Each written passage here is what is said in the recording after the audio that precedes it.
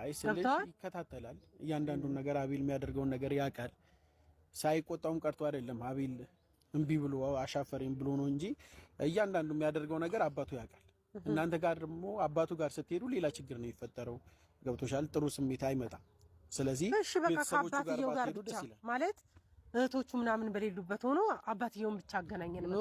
ቢኒያውን ምን አለ መሰለህ አሁን አንተ እያሰብክ ያለኸው ሌላ ነገር ይፈጠራል ምናምን ብለህ ነው እያሰብክ ያለው። እኛ ግን እንደዛ አይደለም ሐሳባችን። እኛ በሰላማዊ መንገድ ነው ማውራት የምንፈልገው። አንተ የምር ልታቀናልን ካሰብክ ይሄ ምንም እንትን የሚል ነገር አይደለም። በምን እይታ እንደሳልከው አልገባኝም እኔ።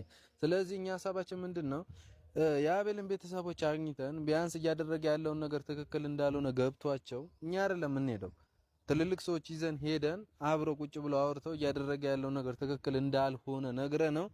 ቢያንስ እኛን ማይሰማን ከሆነ አቤል አባቱን ይሰማዋል። መቼ ለወላጅ ማይታዘዝ ልጅ ይኖራል ብዬ አላስብም። ስለዚህ